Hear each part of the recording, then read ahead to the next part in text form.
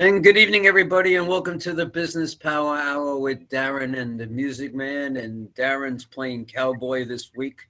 He's down playing cow. No, I'm not playing cowboy. Unfortunately, the Music he's Man. horseback riding and shit kicking and all kinds of It's, stuff. yeah, horseback riding. Unfortunately, the Music Man has COVID. How you feeling, Music Man? Yeah, I mean, last week I went from detached retina. This week and it's COVID. I don't know what's coming next. But so, in order for me to make sure that my safe distance, I am broadcasting live from San Antonio, Texas tonight. Yahoo! Yahoo! So I actually went to the Alamo and I did all that fun stuff. But how you feeling there? Between you have some barbecue? Yeah, I had some barbecue, and I'm going to have some more tonight, Joe, because it is earlier here. So we're gonna 5 o'clock. No, it's only 6. We're only an hour behind. Yeah, it's only an hour behind. So, but yeah, we're good. Talk about time and such. It's the time of the year where we have our guest is on for the last 4 years. He comes on every year, at least once or twice, and it's always in January and around June-ish. That our guest, Dave Korcz of Dave Korcz CPA, is on. So, Dave, welcome to Long Island in Texas. Good to be back, and hope everybody's staying healthy and safe. And Norm, sorry to hear you got COVID, but you look well for someone. Yeah, I feel what you have the last 2 weeks. I feel pretty good. But they said I had COVID, so I got COVID. So they say COVID is something that the politicians are making up. See, down here in Texas, they don't even recognize COVID. As far as they're concerned, it doesn't exist.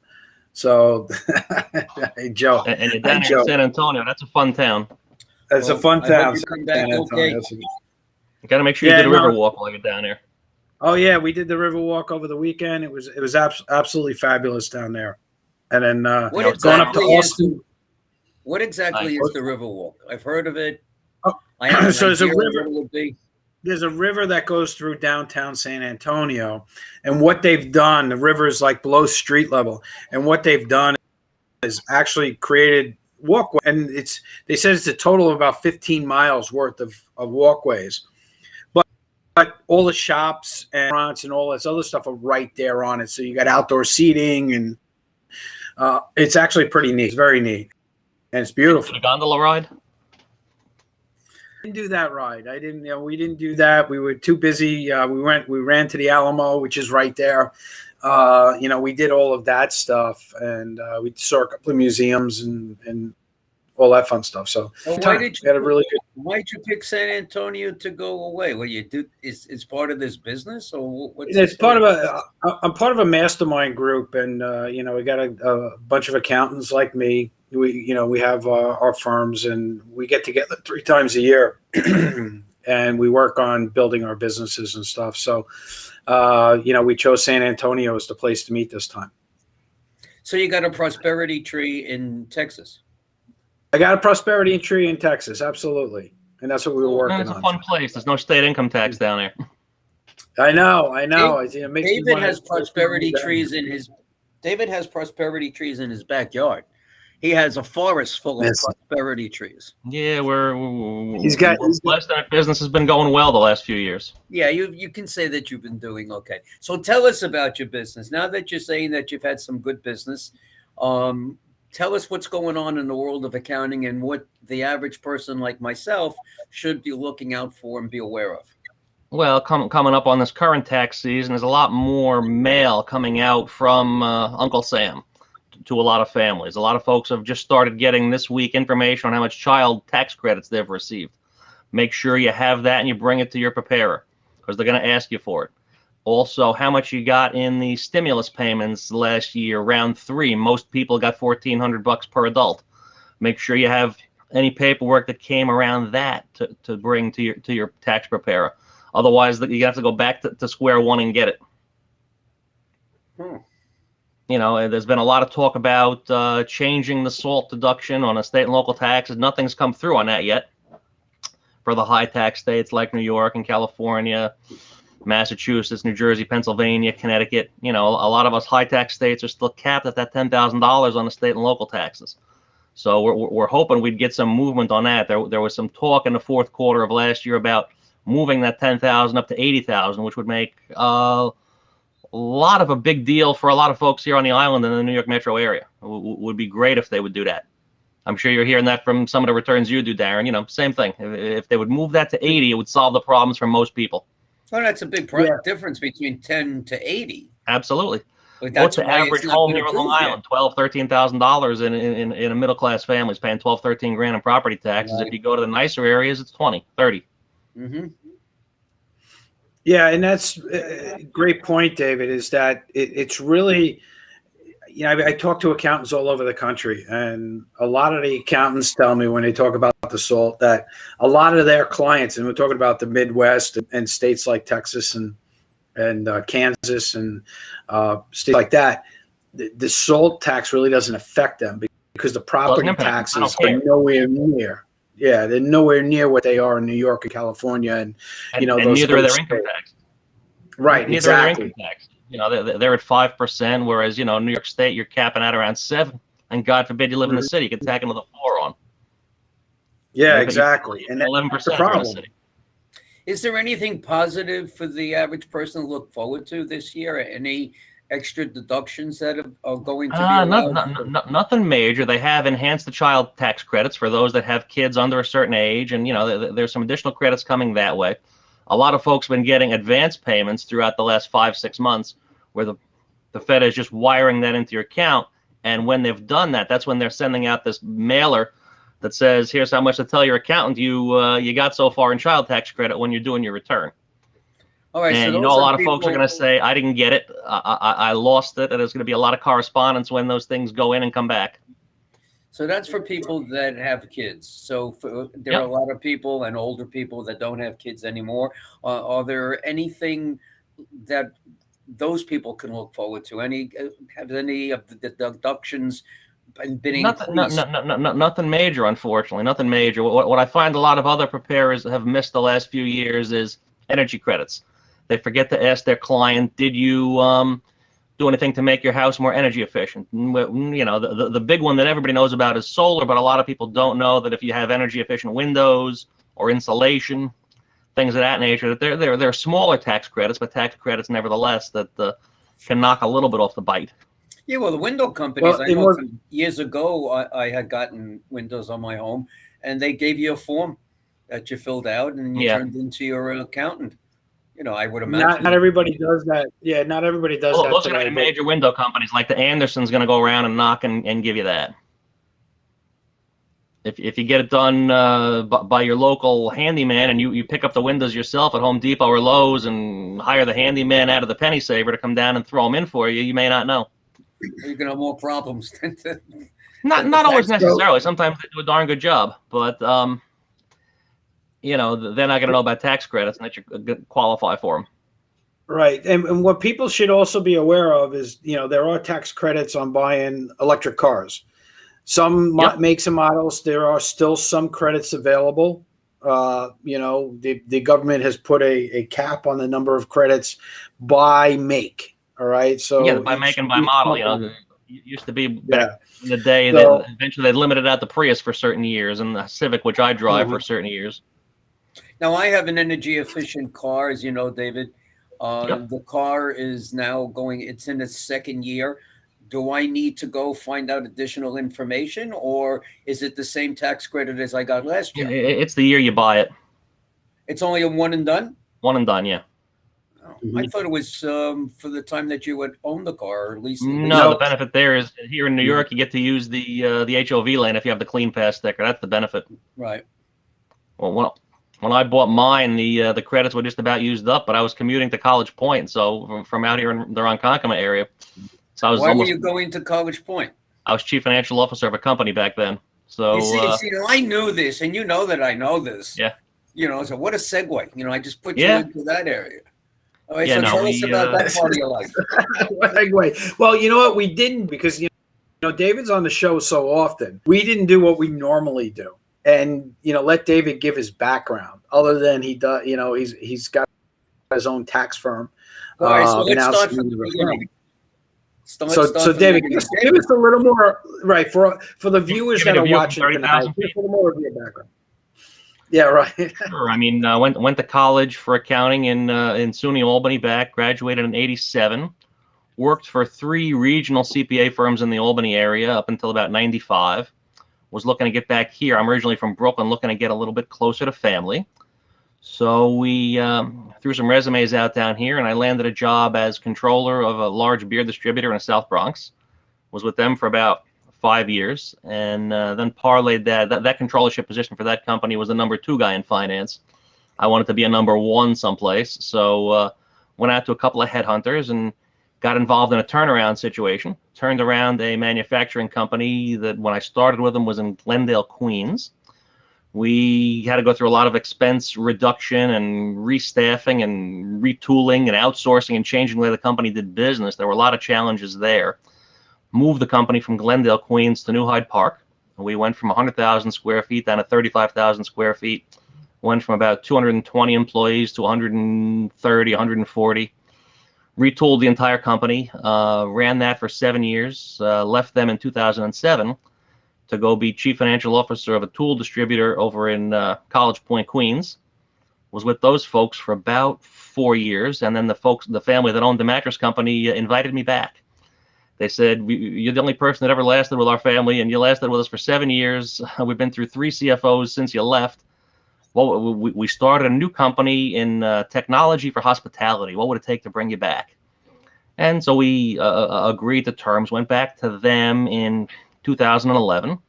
They had started a technology company that was doing energy management for the 4- and 5-star hotels. And they were doing a lot of software and hardware development and needed capital to take that to the next level. So we put business plans together and financing packages, went out. First, we got them an asset-based lending package and used that money up relatively quickly. Needed more to finish developing the product, so we had to go out to the private equity universe. Private equity said, you guys have a wonderful concept, and we're willing to give you a hefty sum of money for 40% of your company, but these other 2 companies that you're involved in, you need to divest yourself of those. So we had to close the mattress company that my boss's parents had founded in the late 60s, early 70s, and there was a bedspread and drapery manufacturer that we had to close as well. So while I was wrapping those 2 companies up, my boss took the private equity money and moved the technology company from New Hyde Park up to Port Washington. About 6 months later, I joined him, and then a lot of that money had gone to development and buying another company. And then we had to go back to the private equity folks for what's called a secondary capital infusion. And when that happens, they take control. And once they took control, I knew my days were numbered, and they kind of told me my days were numbered in May of 14, and that's when I went out and started networking, and I probably met Norm a couple of months after that. Hung out a shingle full-time July of 14. Haven't looked back. You know, all the time I was growing a tax practice on the side of these CFO roles. And, you know, it wasn't quite self-sufficient. But the technology company ended up needing to keep me on part-time for 2 years to do the day-to-day accounting functions. So we're you know, getting laid off from them was the best thing ever happened to me, because they kept me on 2 days a week, which paid for the mortgage and the health insurance, while I got out and networked, met great folks like you two, and started growing this thing. I mean, when I hung out a shingle 7 years ago, I was doing about 200 returns on the side. Now we're approaching 1,300 clients, and we've got a staff of 6 that assist us during tax season. Whereas the first season, it was just me trying to pump through 200 returns on my own. And I remember that. Yeah. I remember. You and I probably first met at a Starbucks over by the airport. Mm-hmm. Either that or the Starbucks over here at exit 58. Now, David, you do tax returns for businesses also, right? It's just not for individual people. Small, closely held. Yeah, small, closely held businesses. You know, most of them are under 50 employees, under $10 million a year in sales. You know, we're not doing any audited financial statements or reviewed financial statements, primarily tax, business advisory. Right now I'm working with one company as an outsourced CFO board of advisors type of scenario. And that's on a monthly retainer for a client who's looking to prepare his business for sale in about 5 years. And he's a phenomenal operation, but he's always been operating like a mom and pop. and he's got the right volume, and he needs to put more corporate structure in place. And we're trying to help him do that because I've come from bigger companies with the appropriate structure. And I've got a couple, I've got some other folks assisting me on the board. So that's an interesting assignment. Is that become more common in your practice? This is the only one we've got running right now. You can really only undertake one of those, maybe two of those at a time, if you're doing as many tax returns as we are. Otherwise, something's going to suffer, and we certainly don't want that. But well, and this is a good point, David. People don't understand that, and as a role as an accountant, and we do the same thing in our firm, is we don't focus on tax returns. We focus on CFO controller services, as well as business growth services. So, people think that, oh, you're an accountant, you can do everything, and that's not the case. It's kind of like being a doctor, right? There's a specialist in every area. Absolutely. And you're a specialist in taxes, and that's where you're focused, and that's where you do really well at. That doesn't mean that's the sweet spot. Right. This just happened to be a client that I've got a long-standing relationship around the tax side, and he knows that I've been a CFO, so he's looking for my skill set there, which keeps it fresh. Right. And that's what that's the point I'm getting to. It doesn't mean that you can't do the services that you're talking about just because your firm focuses on tax work. So absolutely. Small businesses that are looking for that, help, you're there to do that for them also. Oh, absolutely. And the last couple of years, think about all the things that we weren't doing 3 years ago, Darren. You and I had never heard of what a PPP or an EIDL loan was 3 years ago. How many clients have you helped with that? Yeah. How many clients have I helped with that over the last couple of years? Well, and that's the thing, right? And that's the thing with all of this stuff that's been going on the last 2 years, our industry has taken on a whole different animal, with PPP, EIDL, employee retention credits, all of these different things coming out. I made this statement to somebody not too long ago, David, and I'm sure the same thing happened to you. I've taken more education in the last 2 years than I think I've taken in the last 10. Oh, yeah. To try to keep up with everything that's going on and the changes and how fast the changes and and I can tell you this. Yeah, we're not even going to, right? And think about it. Quick shout out to Chris Gannon. Chris, I got you your EL, not your EDIL. Okay, buddy. But Chris Gannon. Maybe that's something different. That's it. Yeah. It's an electronic defibrillator for Illinois. I can't understand how you can even. I've read the EIDL, what you have to do with the grants, the SVOGs, and all that other kind of stuff. Like I've gotten one myself. I have to get other people to do it for me. You cannot. I'm speaking for myself. You can't understand this stuff, and it changes after you fill out the form and you send it in. Then they want to change this and change that, and you can't talk to anybody. You can't speak to anyone. Can get no help at all. I don't know how you guys do all that.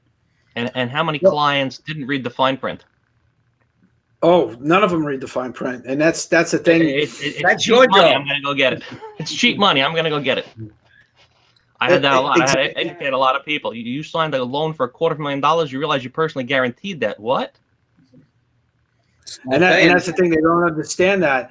But it's funny, David. I just got an email from one of my clients today. We applied for forgiveness for PPP back in the beginning of November. He just got the approval today. So it's so backed up. But I can tell you this, the times that I have spoken to somebody at the SBA, they have been very, they want you to get what you deserve to get, and they'll do everything they can to help you do. They're easier to get a hold of than the other government agencies that you and I deal with. Without a doubt. Oh, forget the IRS. Forget it. It's we have a hotline. It's been challenging since about October. It's been more challenging than ever. Yes, I got to tell you, and David will vouch for this because he came with me. I've had a situation with the IRS where they owe me money. They just don't pay me. Now, it's not a question of being a lot of money. It's not. It's a question that I'm entitled the principle. to it. I want to exactly. They're charging me interest and penalties on money that they owe me. I mean, it's crazy. So we go and we visit them. And we waited, I don't know, months and months to get this appointment. We go there and they say, oh, we can't help you. You got to go to Brooklyn. Gotta go to and they couldn't even see us both in the booth at the same time because of COVID concerns. Yeah. There's this huge plexiglass shield. Well, only one of you can be in here.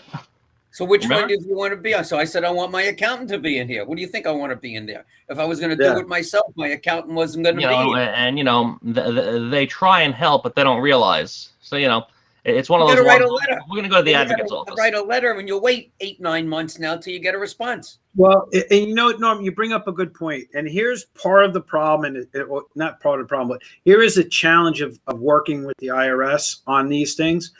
There is no email. We do not email back and forth. There's no negotiations like that. There's no communications passed via email. It's either faxed in or you're doing phone conferences.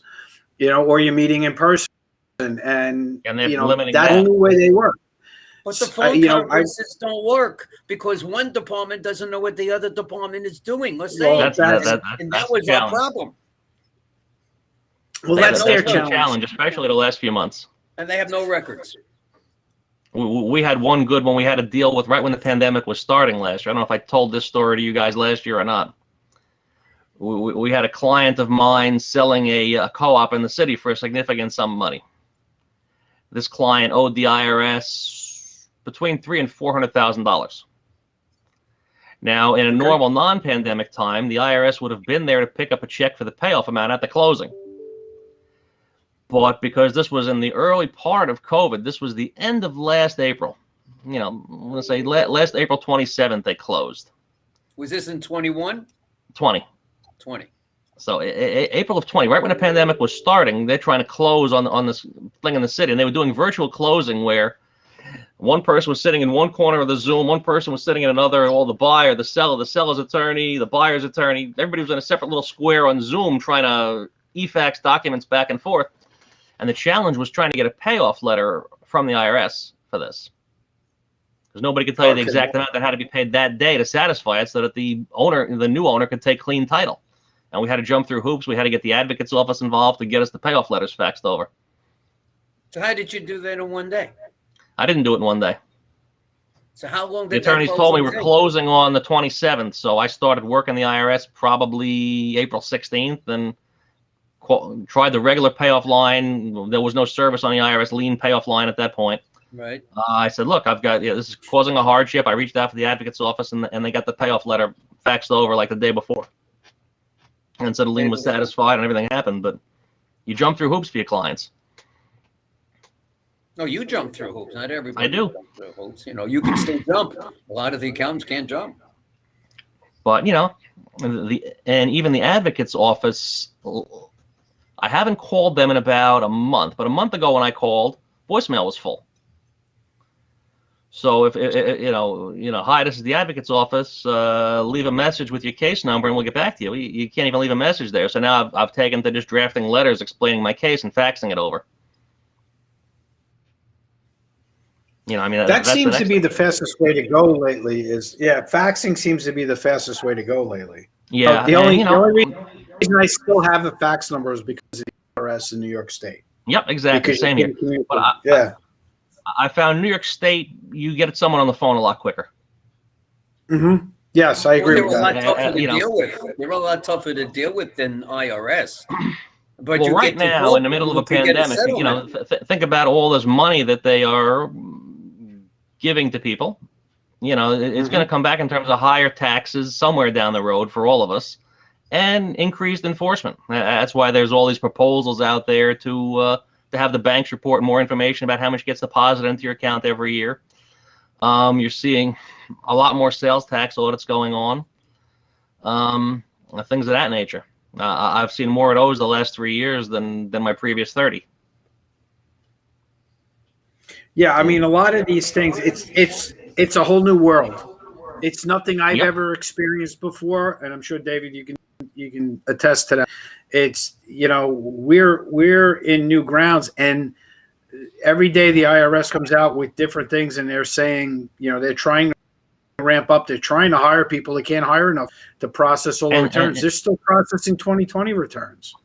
I know. Well, theoretically, if we live here on Long Island, we have until February 15th to file them now. They extended it again because of Hurricane Ida. Yep. To file your 2020 returns. I don't know if New York State's followed suit or not, but usually New York State does whatever they do. But usually they do, but they do it at the last minute. Yeah. IRS will announce something 2 weeks before New York State does. So you just have to hope and pray they follow suit. Yeah, because when they don't?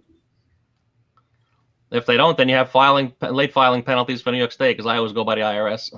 Right. See, and they get you one way or the other, and it's on a continuous basis. It is, but look, we enjoy what we do. No, you enjoy what you, but someone like an average person like myself doesn't enjoy paying penalties and interest for no reason. Well, that's why you go to somebody like me to make sure that doesn't happen. We keep you out of jail. Screw the jail. I love that. You know how often people go, "Am I going to jail?" And I say, "Absolutely." Happy going for going because of the IRS, but someday you'll end up in jail, I'm sure. You hope not. But no, I tease.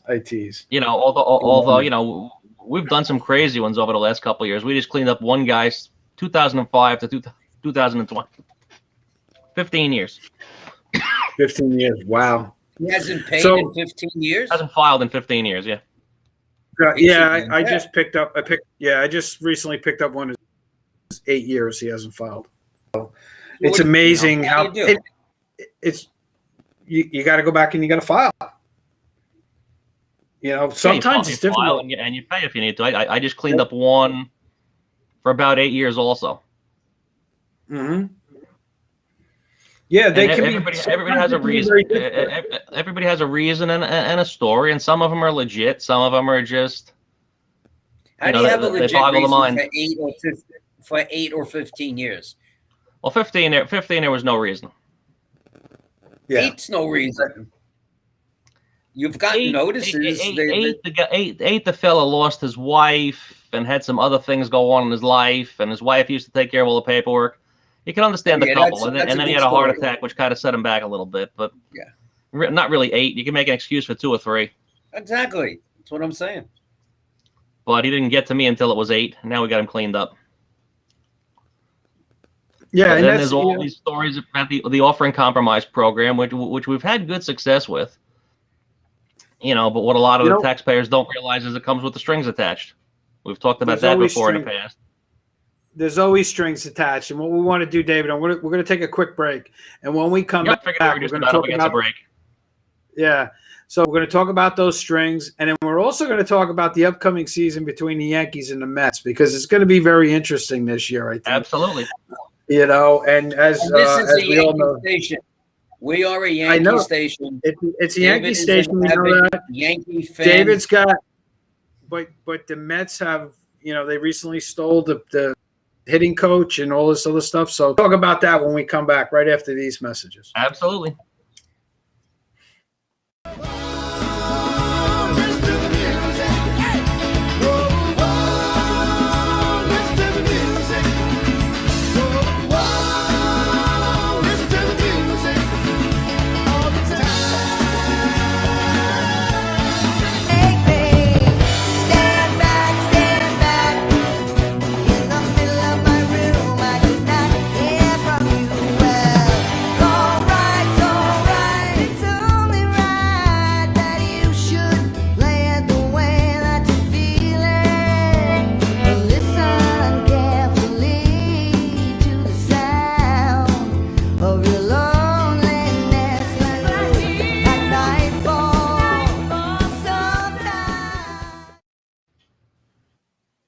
Business Power Hour gives you something that you don't normally get with your typical advertising on the internet. Or in the newspaper. Right? None of that stuff. You get thousands of viewers who see the show every week, not only locally, but nationally and internationally. For a very nominal fee. Actually, we did it and we broke it down. It will actually cost you 0.75 cents per view that you get.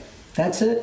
All right, so if you're interested in being a guest on the Business Panel Hour with Darren and the Music Man, please give me a call at 631-698-9696 or email me at norman@friendentusa.com or call Darren at... You can call me at 844-987-CBMS. That was 844-987-CBMS. Or email me at Darren@bphdmm.com.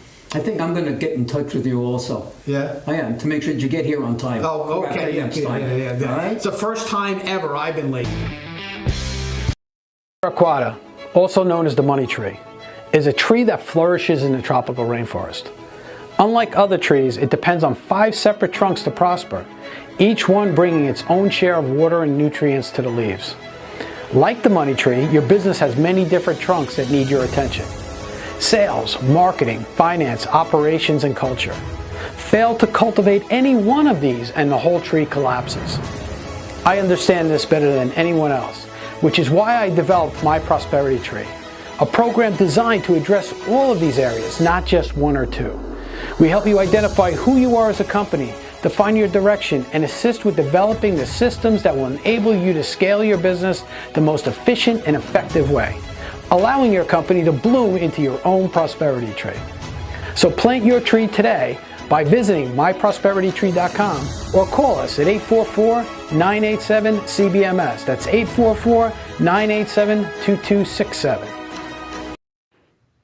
And welcome back to the Business Panel Hour with Darren and the Music Man. And our special guest tonight is CPA David Korcz from the island of Long in New York. The island right? of Long. The island of Long, or was it Long Island? It's Long Island. It's Long Island. Long Island. Oh, is that it's Long Island? I got it.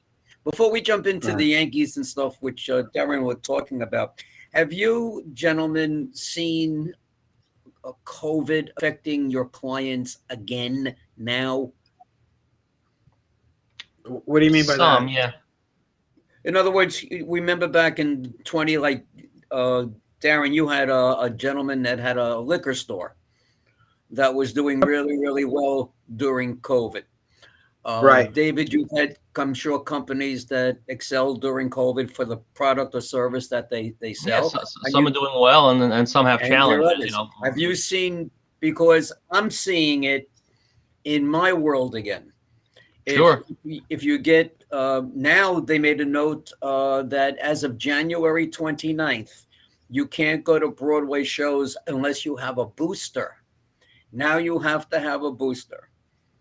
It's a booster seat? I'm sorry? Like a booster seat so you can see better? Booster seat in New York City. Yeah. That's it. Yeah. So it's crazy. starting to come back again. And yeah, you know what? The major I can tell venues. Go ahead. No, I can tell you that the clients that saw tremendous growth during COVID actually are still fairly well. Actually, they're still doing well. Ones that really took a hit. I had a couple of them that really took a hit during COVID are starting to come back. Thank God for the PPP money and the EIDL money. That really came in handy for those companies. So they were able to weather the storm, so to speak, and they're starting to come back. But as far as COVID being negative again, other than I'm not seeing a lot of it right now. It may happen or may not happen. It's coming. Yeah, I think. Well, certainly I think it's more coming. To be honest with you, David, I think it's more coming because eventually this money's got to be recouped. All this EIDL and PPP money is going to have to be recouped somehow. And I'm sorry, but New York State is just absolutely notorious for beating up the smaller for money. They do. They do. The question is, will there be another round of PPP? There you go. If we were to go through another significant shutdown like we did in 2020, you can't give it and then expect to get it back and then give it again. Yeah, you can. It just doesn't work. doesn't work. That's why nothing would surprise me if they do a little something to stimulate the economy. Wouldn't surprise me if they came out maybe with more limited something. Yeah, but it's so limited, to get $2,000 or $3,000. What is that really? It takes care of people for a week. Let's not make it. Well, for a small business owner who was getting 50 to 100, if they were getting 25 to 50, it could still help them over the hump. Stimulus. That's not the stimulus. That was actual loan or a grant. We're the talking stimulus PPP. was $1,400. To the average person. To the guy who's living paycheck to paycheck, not in the New York metro area, $1,400 is money.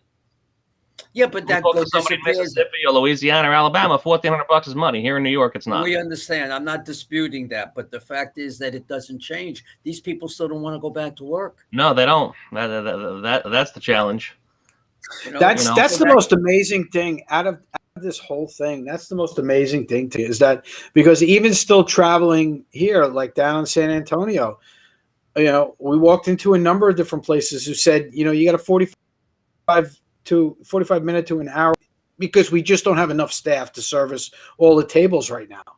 Because we sat there and go, wait a second, we got all these open tables. We don't have the staff. I'm Starbucks sorry. in New York, in Long Island, just where I live in the surrounding area, maybe about 3-4 miles, there's about 5 Starbucks closed because they can't get help. That's crazy. Now they're getting unions. Wow. Starbucks upstate New York unionized. There were 2 or 3 of them that started a union. That's amazing to me. Is that these things are happening, and you hear all of these kids running around going, "I don't have enough money," but there's plenty of money to be made if they just go out and do it. Oh, absolutely. It's that's a whole generational thing. Yes, absolutely. Yeah. Mm-hmm. Although I've got a couple of late 20-somethings. My kids both work very hard, and my son's got 3 jobs. My daughter works 1 tough job, but she hasn't been in the city for her job in almost 2 years. She works for a publishing house in the city. She's been working remote since March of 20. Mm-hmm. Look, are they ever going to go back? Well, and that's the thing. Are they ever going to go back? And one of the things that in our conference we were talking about, as firm owners is remote really optimal for us or not? Because we're seeing a drop off. It's challenging because we are seeing somewhat of a production drop off. And one of the things that we're losing is that those little things that get resolved fairly quickly when you're in that office environment are not getting solved quickly now. They're become bigger problems. Now it's an email that has to be responded to versus just shouting across an office. Right. Exactly, David. And, that's challenges that we're all facing now and that. And as you know, Norman, Samantha works from Colorado for us. Exactly. And that's, she's working remote from Colorado. So that's always been a challenge. I've got some staff that are remote and some that come here. Mm-hmm. Because it's even hard for me to just head in and say, hey, how's it going today? Do you got any problems that I can help you with? Any problems? Because it just doesn't happen. Nip things in the bud. Exactly. And and she's in Colorado when she responds as fast as she possibly can. Or there are times where people like Samantha, whatever it is that you're doing working remote, you don't get a message, or you don't answer your message as promptly as you should. Versus like me walking into your office and say, "Can you get this done?" Or "We're late on this. Let's get it out." Well, and that thing too, because I'm sure, David, you run into this also, is that clients will try to reach out to you through various. I mean, God, on these things now, there's like 6 different apps that I have that people send me messages on.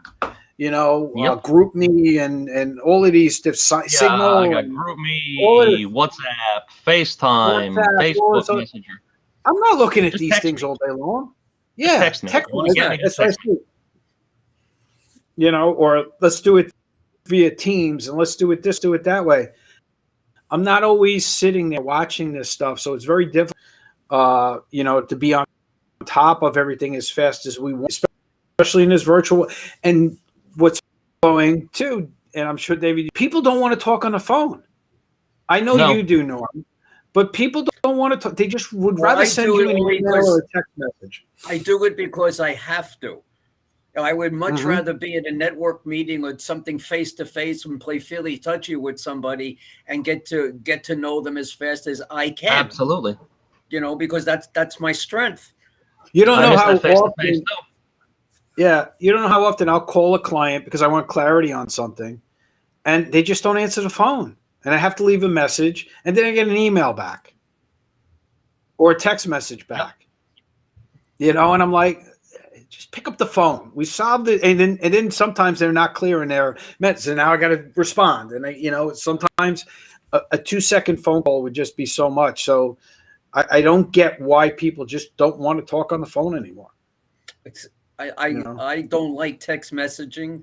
Emails, I understand, are important. I want to talk to you. Mm-hmm. Always, yeah. I did switch to an answering service last year, which stops the interruptions. If I'm working on Darren's tax return and Norm calls with a question, I don't want to have to stop, jump into Norm's, jump back to Darren's. Those interruptions can kill your workflow. But you got to have. I did switch to an answering service, but I get an email in 10 minutes and call back. You need a good answering service because they make it or break it for you. Yep, they've done a good job so far. Good. They've done a good job. I think. What's that? Communication is always the problem. Absolutely. We find that the majority of the problems that we have are communications related. And that's really what it is. All right, let's talk about Yankees. So it should be. So David, were you disappointed in how poorly they played this year? Yeah, I was. What were your expectations? They got eliminated in a wild card game and by Boston, which always hurts. Mm-hmm. And it's how bad they got eliminated. Yeah, it's how bad it was. Right. So I see a Don Mattingly post. Yep, that's a painting. Yeah. Right. So. We know that from you being on the show previously, you're a big Yankee fan. A couple of years ago, when they went over to England, you went over there for the series, which was a lot of fun for you. I was blessed. What are your thoughts about the Met Buck Showalter? I think he's going to be a good fit for them. Absolutely. I think the Mets with the moves they've made. I'm not saying favored to win the World Series, but definitely favored to win the division.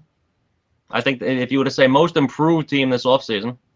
Oh, the Mets? Yeah.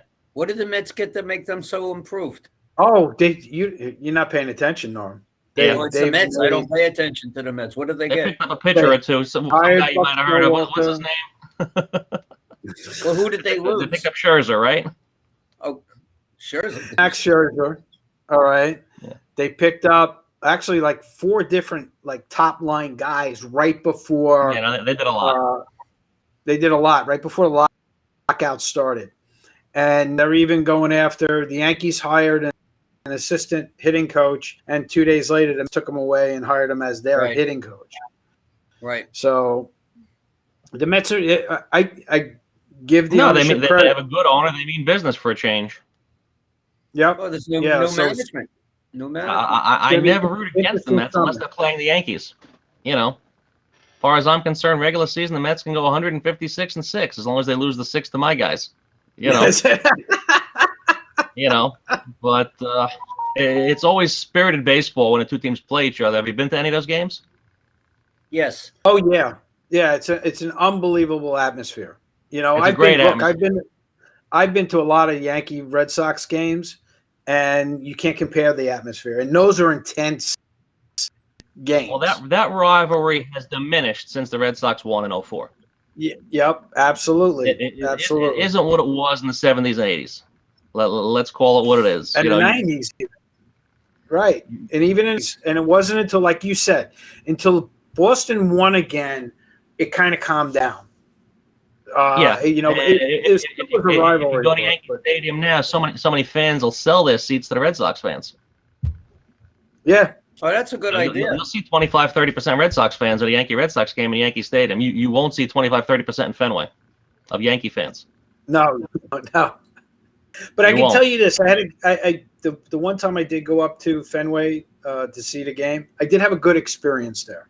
Was it Yankees Red Sox or Red Sox somebody else?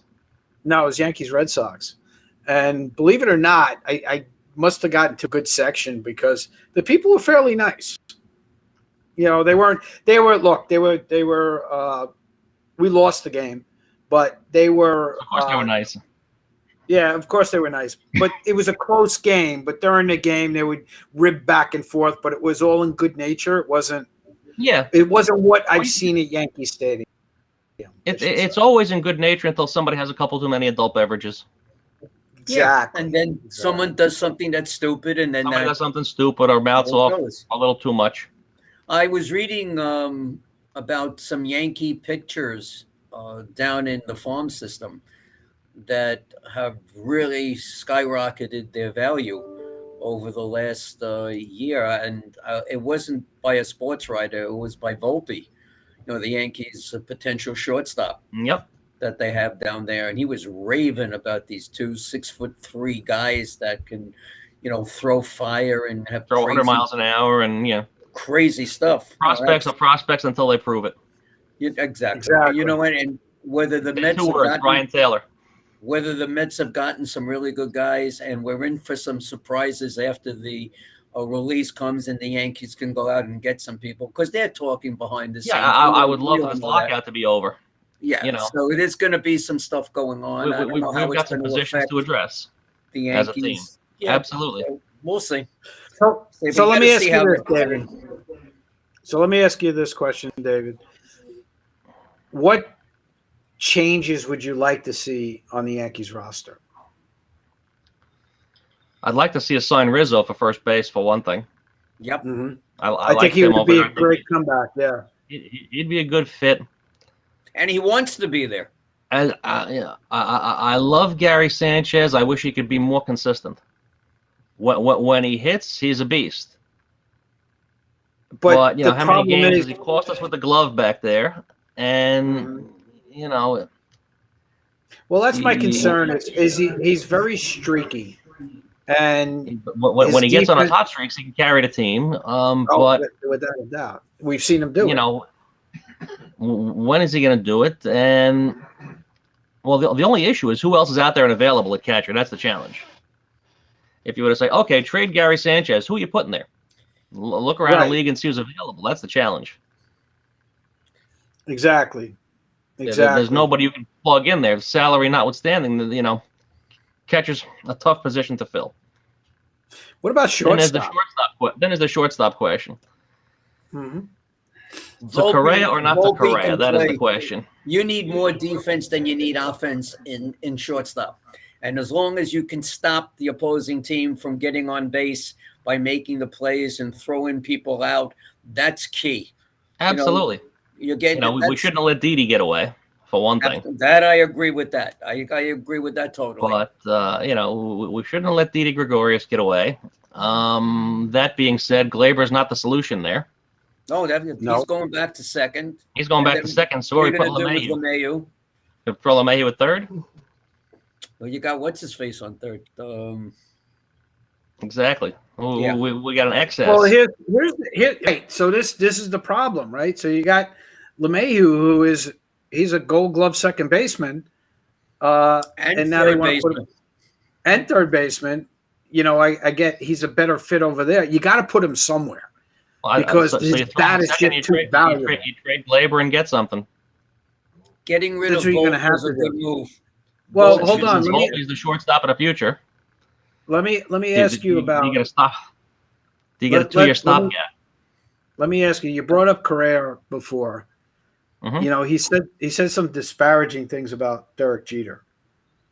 So he will never fly here. He'll never, and that's my thing. Is he's a very talented ball player. Number one, he was part of the cheating scandal with the Astros. Number two, he opened up his mouth about Derek Jeter, who's one God. Down from God here in the Bronx. Right. Exactly. Yeah, now, if he backs up his big mouth with a big bat and comes in here and hits 350 and 30 home runs and knocks in 120 runs, all will be forgiven. But the minute the guy has an 0 for 10, he's going to get crucified. And can he handle that? If you bring him in? Let me ask you a question. Do you do the taxes for any of these people? Not yet. Do you know any? Okay. That would be a good move, right? We'd like to. Yeah, I'm sure that you would. All you need is one. One, and then you get a few others. One, if you get one, do a good job. They all come following along. That's usually what happens. That's like winning. Everybody say, "Hey, look what Randall did on the Knicks." What you got to do is you have to become friends with his parents when they're in high school. Last night, he came out on the court, and people were cheering him. Mm-hmm. You know, because he had a good game. Well, because he did.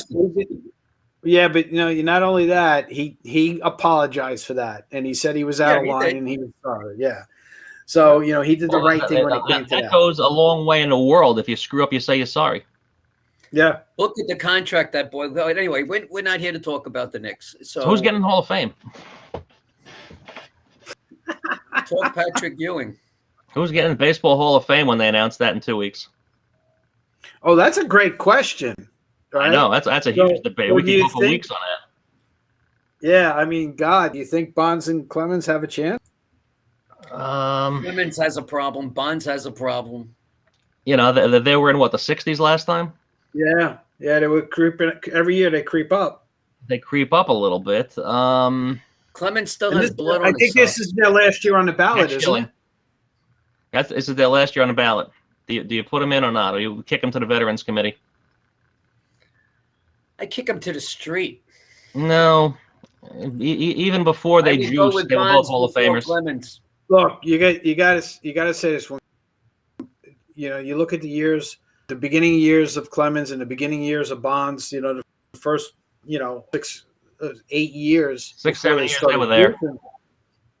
They had just tremendous seasons. They were dominant.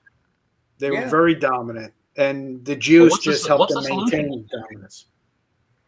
What's the solution? Because heaven knows there's probably 1 or 2 guys in the hall now who juiced.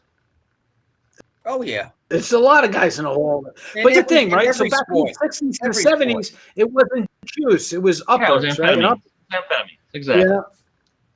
Yeah, they were taking all kinds of drugs. Some way to get in there. What about the baseball as the saying goes, if you're not cheating, you're not trying. Putting on the stuff on your baseball cap and then pitching the ball. Same difference. Gaylord Perry. Yeah. Gaylord Perry. You have guys in there that were convicted of illegal drug offenses, whether it be cocaine, whatever it was back in the day. There's a few of those in the hole. Yep. It shouldn't be. Think about all the guys that got second and third and fourth and fifth chances after drug abuse and drug arrests and things like that. What about the gambling? What about the gambling? The gambling. Well, that's not in there. Pete Rose is not in. Right. Exactly. That's the only one that can't get in. Yeah, that one they will never let fly.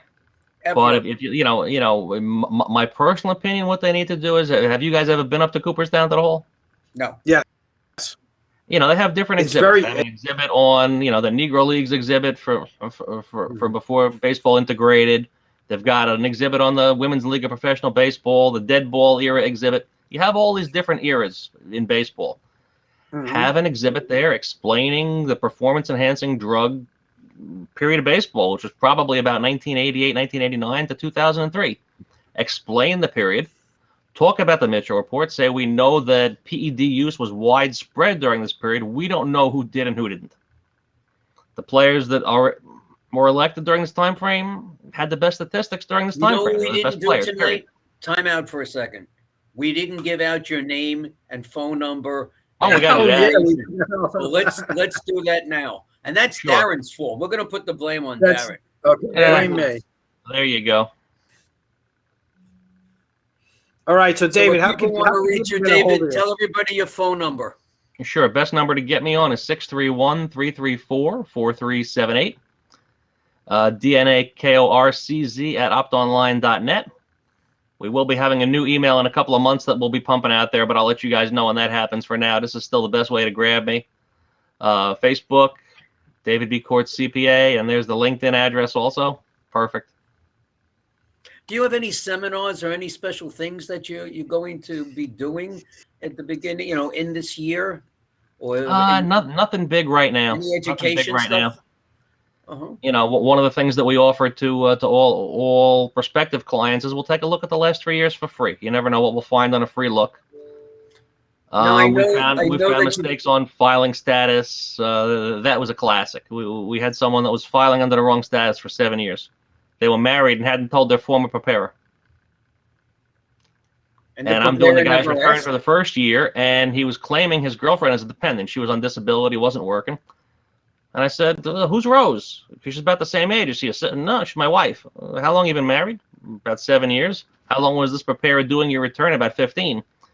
Now, of course, we can only go back and amend for 3 years. I wish we could have gone back and amended for all 7, but we still got him back a significant sum of money because of the difference between head of household and married filing joint. Yeah, and you find that, again, we were talking about that in the beginning, the errors that we find. I had somebody come to me earlier in the year where the preparer, and David, you'll love this. They went to a preparer, a married couple, right? She had selling like jewelry and stuff like that on eBay or something like that, right? Had a little business. This tax preparation company for 2 years had them.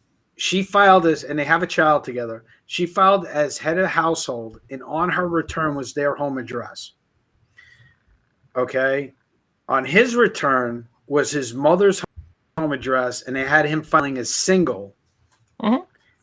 Okay, now the business was hers and hers alone. They told her that she had to have a partner. Okay, in the business. This is a story that they told me. Right? So then the husband got a partner, so then they had filed a partnership return for them. I mean, these guys just screwing them over. I had no idea what they were doing, probably. Yeah. People that haven't gone to school for this stuff shouldn't be doing anything other than a W-2 return. Well, we had to go back and refile them, all their returns. Yeah, but, we've cleaned up messes like that before. It was the best one I had was a young lady who got royally screwed over by a preparer in the Bronx. She was going to the family accountant. Oh yeah, I remember. And she was about 28 years old, had finished college when she was 22. This guy was still taking college deductions for her and credits. Wow. She was living with her parents, and he said that she was entitled to a solar credit on a house that she didn't own and mortgage interest on a house that she didn't own. So needless to say, yeah. And the challenge was she used the family's quote-unquote paid preparer. He didn't sign it. Then she gets caught by the IRS, and they're hitting her with fraud penalties and everything else under the sun. And we can't go back after the preparer because he's dead. Now the question is, did he die of natural causes, or did one of his former clients kill him? But who the heck knows? You know. Right. Yeah, you exactly. Terrible. You have this poor lady crying in your office, you know. And that's the thing is, unfortunately, bill and more than half its penalty. So guys in the audience, please go to a reputable firm. Check. You can check us out. Ask for references. Ask for people. That no problem with references. Ask for a license number. Right. License. You can check me out with New York State. See that there's no complaints on my license. Well, how do they check you out if they can't get in touch with you? So what's your phone number? 631-334-4378. Can you say it again? I can. 631-334-4378. Now, the reason why I did that is because your hour is over. No, we just got started. Yep. Exactly. No, that's what happened. Go for another hour? Business Power Hour with Darren and the Music Man. Business Power Hour and a half. David, as always, it's been great talking to you. It's been great. We got to get together for a cup of coffee after. Definitely. We should, definitely. Yeah, once things loosen up a little bit, we'll grab a cup of coffee, the three of us. Absolutely. When are you two ever going to get a cup of coffee together? You're in the middle of your tax season. When is that? Well, not in the middle of tax season. David and I have had coffee together before. Absolutely. But definitely after tax season, we can definitely do that. Yeah, we definitely do that. There's got to be some other things we can all do. Exactly. All right, David. Thanks for being on the show, man. All right, and we'll talk to you soon. Looking forward to it, guys. Have a great one. Thank you, Dave. All right. Thanks, guys. Okay. I got to get used to this. As always, we got to get used to this. We're talking on each other. Yeah, I know. We're talking on top of each other a lot lately. I don't know what it is. Maybe it's your COVID, because you can't see out of your eye or something. I think it's the time delay. There's a time delay from each time each one of us speaks. Even a 2 or 3 seconds makes whatever it may be. Speaking of which, time delay. Adria Gross, who was supposed to be on a couple of weeks back, but couldn't make it. That was my fault. It was on me. Is going to be on next week, and she's got a really, really interesting story. Eileen, if you're listening, Eileen, you want to tune in next week and get some information also from Eileen. As a matter of fact, Eileen is tuning in. She said, "Great show, guys," except she's not a Yankee fan. So then maybe you and I have to leave Pulse, or we have to convert them into Yankee fans. Maybe that's a fundraiser. No. Maybe we should have a Yankee bus, and we sell tickets. We buy a group tickets. You know, I'm going to be doing some marketing for them, and you're going to be handling the financials. We should put a plan together to go to a Yankee game. We meet in Long Island and take a bus. You know what? I think that would be a great idea. All right. Against Boston. David just shot. Let's go see the Yankees play the Mets. So I think that would be a great idea. That would be a really good one. All right, guys. So we'll see you next week, 7:00, right here. Business Power Hour. Have a great week, everybody. So long. All right, be safe. Good night, everybody.